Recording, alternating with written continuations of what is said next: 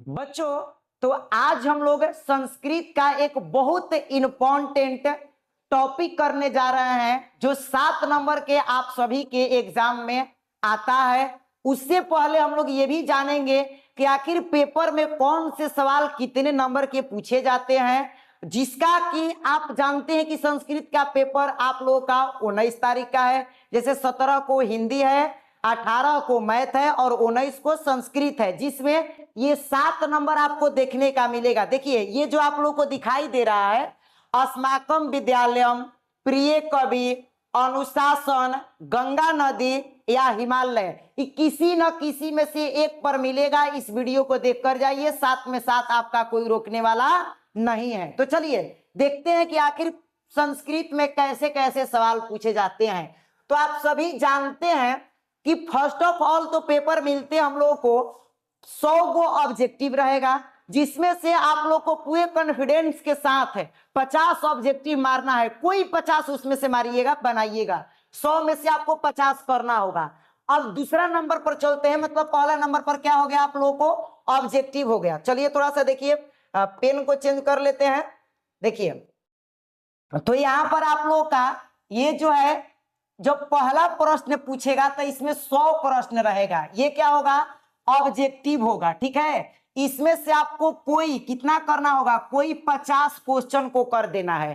ठीक है, उसके बाद दूसरा नंबर पर जो लिखित में हम लोग चलते हैं, जिसको हम लोग कहते हैं, तो इसमें आपको 2 गो आएगा 13 अंक का। 13 अंक के 2 प्रश्न आएंगे। इसमें पहला होगा 7 नंबर का गद्यांश और दूसरा होगा 6 नंबर का, और इस दोनों के अथवा में भी रहेगा।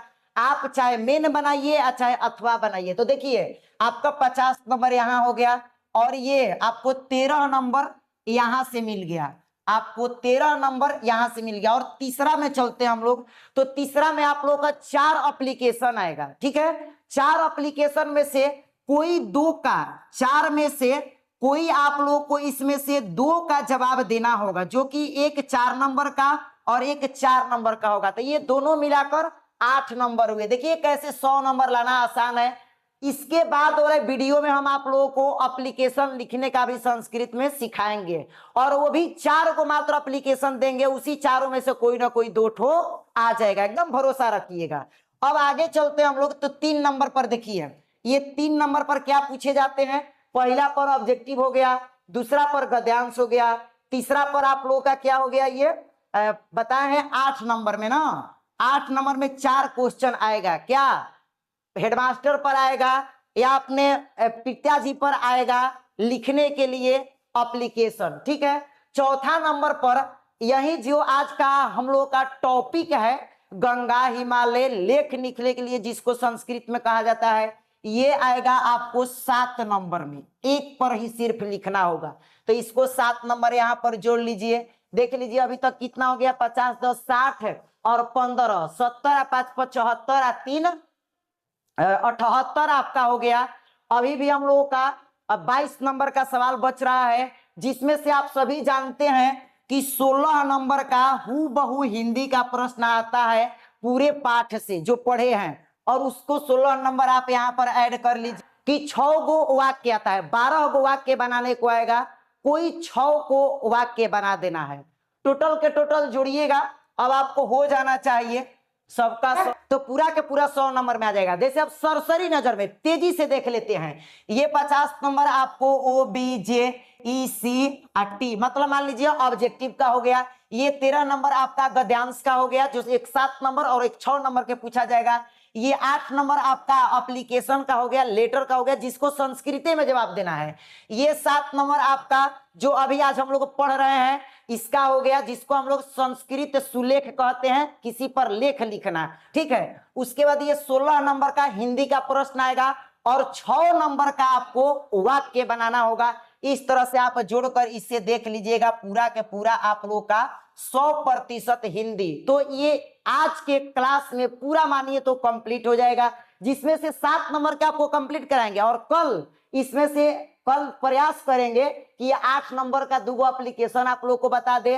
फिर बता दें कि देखिए जब ये दोनों आ जाएगा तो ये 6 नंबर के कैसे किस तरह से हम लोग बनाते हैं संस्कृत में वाक्य जो 12 गो आता है। तो चलिए तो चलते हैं हम लोग अब इनके। पहला देख लीजिए आप लोग को, जैसे दिया गया है कि अस्माकम विद्यालयम, हमारा विद्यालय। तो मान लीजिए कि हम अपने विद्यालय के बारे में बात कर रहे हैं, आप अपने विद्यालय के बात में कीजिएगा। हम लोग अपने विद्यालय पर ही लिख सकते हैं या किसी भी विद्यालय का नाम डाल सकते हैं। ये कोई जरूरी नहीं है कि आप अपने विद्यालय का ही नाम डालिए, कोई विद्यालय के नाम लिख सकते हैं। देखिए इसमें लिखा गया है, बताया गया है पहला पर, देखिए 7 वाक्य में पूछता है, सीधा खोल कर कहता है कि किसी 4 में से किसी एक पर 7 वाक्य में संस्कृत में अनुवाद करें। अपने से हिंदी सोचिए पहले दिमाग में कि हम कैसे कैसे, और जितना हो सके आसान सोचिए। जितना आसान सोचिएगा आपको बनाने में सुलभ होगा, ठीक ना, सरल होगा। तो देखिए कितना आसान आसान बनाया गया। देखिए पहला है मम। मम का मतलब क्या होता है? मेरा, ठीक ना। मम विद्यालय, कोई भी इसमें भारी सेंटेंस है कुछ वो नहीं है, शब्द खाली विद्यालय लिख के 2 बिंदु दे देना है, ठीक है। तो मम विद्यालय नामः, नामः मतलब नाम, राज राजेश्वरी उच्च, ठीक ना, उच्च विद्यालय अस्ति। मेरे विद्यालय का नाम राज राजेश्वरी उच्च विद्यालय है। मैं भी इसी से मैट्रिक किया हूं।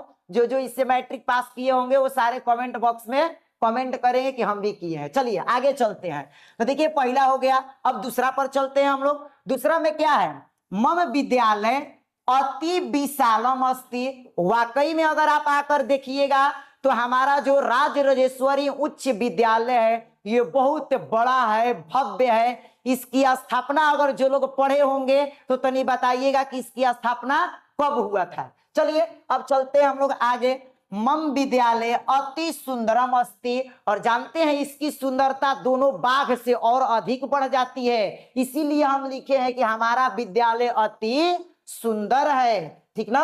आगे देखिए, मम विद्यालय एक सुंदर उद्यानम संति। मेरे विद्यालय में एक सुंदर बाग बगीचा भी है, ठीक ना। इस तरह से आप अपने बना सकते हैं, 7 गो वाक्य बनाना है तो। आगे देखिए कि मम विद्यालय एक पुस्तकालयम अस्ति। मेरे विद्यालय में एक पुस्तकालय है। विद्यालय पर बहुत सारा वाक्य आप बना सकते हैं, लेकिन जो आपको आसान हो उसी को आप सबसे सरल वाक्य में बना दीजिए, आपको नंबर मिल जाएगा, ठीक है। आगे देखिए 6 नंबर में आप लोगों का सेंटेंस है कि सर्वे शिक्षा शिक्षिका, सर्वे शिक्षका शिक्षिका च स्विषयेषु, मतलब सभी शिक्षक, ये सभी शिक्षक और शिक्षिका, ठीक ना, वो क्या अपने विषयों में कुशला संति। देखिए आज तो बीपीएससी के बहाली होने लगा, बीपीएससी से शिक्षक आ रहे हैं तो और ऊंचे एकदम नॉलेज प्राप्त करके आ रहे हैं, बहुत ज्यादा पढ़े लिखे हैं। और पहले के भी शिक्षक सब पढ़े लिखे हैं, जो कि हमारे भी स्कूल में थे और आपके भी स्कूल में होंगे। चलिए अंतिम देखिए इस पर क्या है। अस्माकम विद्यालय बिहार प्रांतस्य गौरवभूत अस्ति। हमारे विद्यालय का बिहार प्रांत का मतलब होता है कि बिहार राज्य में बहुत अधिक गौरव है। वैसे भी जानते हैं आप लोग का भी नाम का, अपने अपने स्कूल का नाम बताइएगा कमेंट में, और अपना स्थापना बताइएगा और गौरव उनका बताइएगा। हमारे स्कूल का जो ये राज राजेश्वरी उच्च विद्यालय है, ये राज राजेश्वरी उच्च विद्यालय है, इसका पूरे बिहार में डंका बजते रहता है हमेशा, क्योंकि भाई ये राजा द्वारा स्थापित स्कूल है। तो आप लोग के भी गांव में होगा तो आप भी उसे डालिएगा। अब चलिए हम लोग चलते हैं नेक्स्ट पर। तो देखिए नेक्स्ट क्या टॉपिक लिया गया है। नेक्स्ट लिया गया है मम प्रिय कवि। आप लोग के प्रिय कवि कोई और होंगे, ठीक है, आप उन्हें भी डाल सकते हैं। मान लीजिए मेरे को अच्छा लगा कि भाई मैं कालिदास को ले लेता हूं, क्योंकि ये बहुत पुराने और संस्कृत के मजे हुए कवि हैं, ठीक ना, मतलब बहुत अधिक जानकार हैं। तो देखिए कहा जा रहा है इसमें, देखिए पेन चेंज कर लेते हैं इनके लिए, और देखिए अब देखते हैं। कह रहा कि महाकवि कालिदास मम प्रिय कवि अस्ति। महान कवि जो कालिदास हैं मेरे प्रिय कवि हैं, ठीक है। उसके बाद सह संस्कृत भाषाया श्रेष्ठतम कवि अस्ति। वे संस्कृत भाषा का सबसे श्रेष्ठ कवि हैं, ठीक है। कालिदास महाराज विक्रम। देखिए ये बहुत बड़ा लगता होगा आप लोगों का, लेकिन ये बड़ा नहीं है, तोड़ दीजिए। देखिए यहाँ पर क्या लिखा है, महाराज, फिर विक्रमादित्य, मतलब महाराज विक्रमा आदित्य। यहाँ पर विक्रमादित्य एक कवि थे, सॉरी एक राजा थे, उनके राज्य में सभा कवि आसित, उनके राज्य के ये कवि थे, उनके यहाँ राज्य में बैठते थे और राजा के कहने पर बहुत सारे चीजों को लिखते थे। चलिए तो पहले जानते हैं, पहले के राज्य में अपना कवि, अपना पंडित, अपना वैद्य सब राजा के यहाँ हुआ करते थे। तो उसी तरह से ये भी किनके थे भाई, तो महाराज विक्रमादित्य के राज्य के ये कवि थे। चलिए ऑब्जेक्टिव भी पूछता है, कालिदास के बारे में 10th में आप लोग पढ़े भी होंगे। तो देखिए मेघदूत, ये मेघदूत क्या है भाई, तो उनके द्वारा लिखा हुआ एक पुस्तक है मेघदूत उज्जैनीय भव्य वर्णम विद्यते च रचितानि। मेघदूत में उज्जैन, उज्जैन है मध्य प्रदेश का एक जिला है, उस जिला का मेघदूत में इन्होंने वर्णन किया है। अब देखिए इस तरह से, देखिए अगला है कि महाकवि कालिदासस्य सहकाव्य गुरु इति कथ्यते, मतलब कालिदास को काव्य का गुरु भी कहा जाता था, ठीक ना। आगे देखिए तेसाम रचित सप्त रचना विश्व प्रसिद्ध अस्ति, उनके द्वारा लिखा गया 7 गो रचना विश्व प्रसिद्ध है। समझ लीजिए कि वो भारत में ही नहीं प्रसिद्ध थे बल्कि पूरे विश्व में संस्कृत के लेकर तो एक विद्वान थे, ठीक ना। देखिए द्वे महाकाव्य त्वम, कहने का मतलब है कि उनका 2 गो महाकाव्य यहाँ पर दिया गया है, जिसका नाम देखिए रघुवंशम पहला का और दूसरा का कुमार संभव है। इस तरह से ये कंप्लीट हुआ महाकवि कालिदास पर। अब हम लोग चलते हैं तो देखिए अनुशासनम,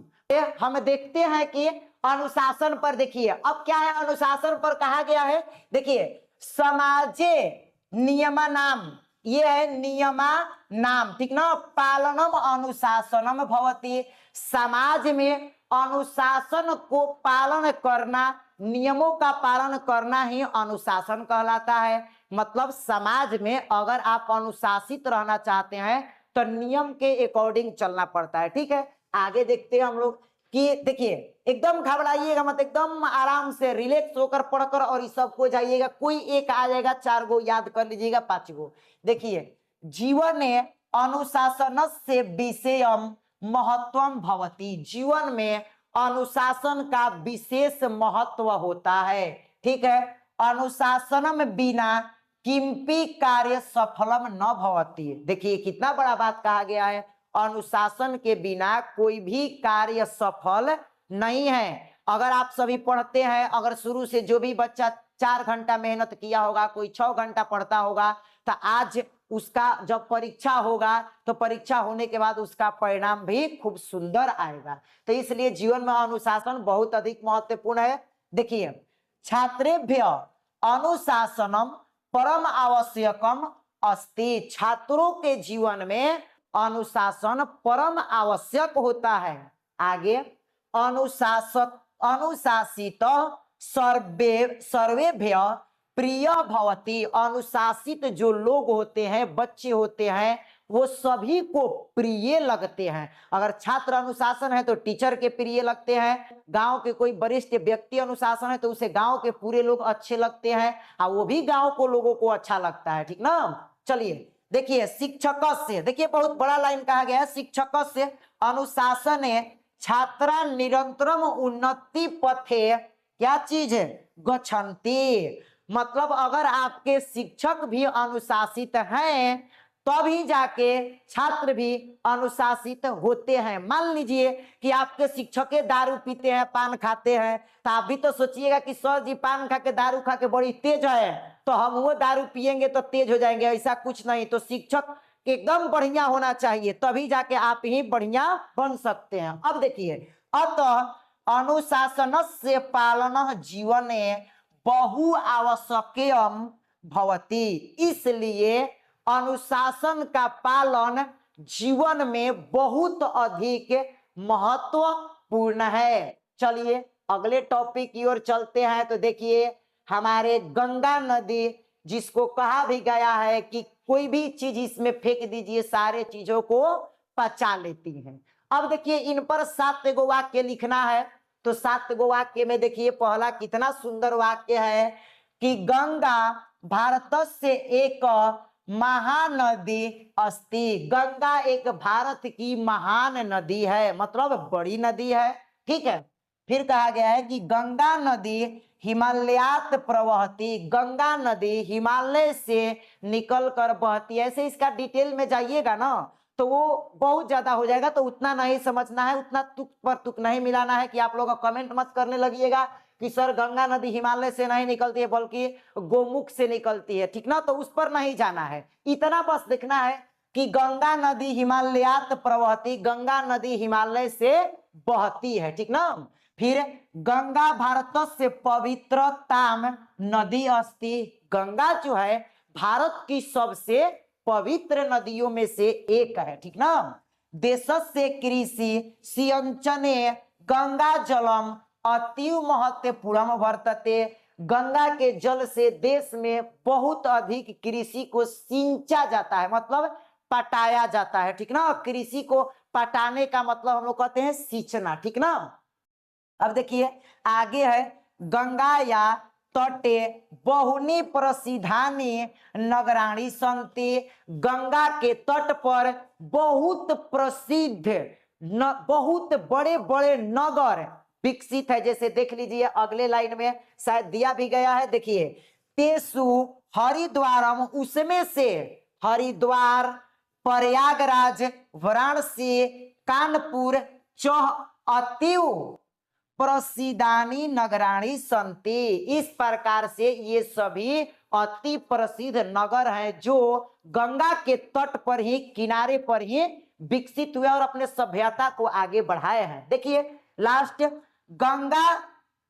गंगा जल मतियु पवित्रम शीलम शीतलम मधुरम चास्ती। गंगा का जो जल है अत्यधिक पवित्र, शीतल और मधुर है। तो चलिए इस प्रकार से ये देख लीजिए गंगा पर भी समाप्त हुआ। अब हम लोग देखते हैं और आप लोग के पास है ये हिमालय। इस पर भी आने की बहुत अधिक संभावनाएं हैं इस बार, और इसी 4 गो में से कोई वीडियो देखने की अब जरूरत नहीं है, सिर्फ ये 4 रट लीजिए, सॉरी 5 को रट लीजिए। इस 5 में से आपको 5 में से कोई ना कोई एक जरूर परीक्षा में देखने को मिलेगा, भले 4 गो और कोई अलग हो जाए। कभी कभी तो इसमें से 2 गो 3 गो लड़ जाता है, तो कोई एक पर आपको लिख कर देना। जस्ट इसी तरह से 7 वाक्य पर ऐसा ही हेडिंग दे दीजिएगा, हेडिंग देने के बाद नंबरिंग दे दीजिएगा या पॉइंट बना दीजिएगा और लिख दीजिएगा। अब चलिए हम लोग तो चलते हैं हिमालय पर, और अपने दोस्तों मित्रों को भी शेयर कर दीजिएगा, लास्ट तक वो भी पढ़ ले, उनका भी नंबर कुछ और बढ़ जाए। ठीक ना, तो देखिए हिमालय पर हम लोग देखते हैं। तो हिमालय देखिए कितना आसान है संस्कृत। हिमालय लिख के 2 गो बिंदु, हिमालय एक मतलब एक, पर्वत मतलब पर्वत, अस्ति हिमालय एक क्या है भाई, पर्वत है। ठीक है, अयम, अयम मतलब देख लीजिए अयम पर्वतेषु महान पर्वत अस्ति। यह पर्वतों में से भी महान पर्वत है, मतलब सबसे बड़ा सबसे ऊंचा पर्वत है। ठीक ना, इसलिए ये सेंटेंस इसके लिए दिया गया है। आगे देखिए अतः, यहाँ पर 2 गो बिंदु दे दीजिएगा। अतः एव अयम पर्वत राजा उच्यते, इसीलिए ये पर्वतों में सबसे ऊंचा होने के कारण इसको पर्वतों का राजा भी कहा जाता है। किसको, हिमालय को। देखिए आगे अस्मिन पर्वते हिमस्य अधिकता अस्ति, अधिकता अस्ति मतलब हिमालय पर बर्फ बहुत अधिक जमे रहते हैं।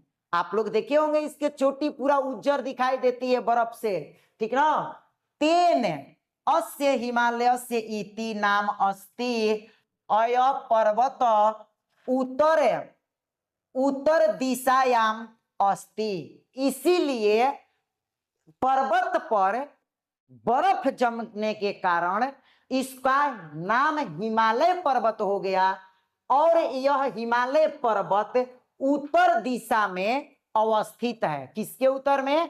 भारत के उत्तर दिशा में। ठीक ना, आगे चलते हैं। देखिए, अस्य अनेकानि शिखराणि अतीव उच्चतम मानी संति, इसमें अनेकों इसके शिखर ऊंचे ऊंचे हैं। आगे देखिए, अस्मिन पर्वते अनेकानि तीर्थ स्थानानि च सन्ति, मतलब कि हिमालय पर्वत पर अनेकों तीर्थ स्थल का विकास हुआ है। आप चाहे तो जैसे हम साइड हो रहे हैं तो आप इसका स्क्रीनशॉट भी लेकर रख लीजिएगा, लिख लीजिएगा, याद कर लीजिएगा। इस तरह से आप लोगों का ये पूर्ण रूप से कंप्लीट हुआ।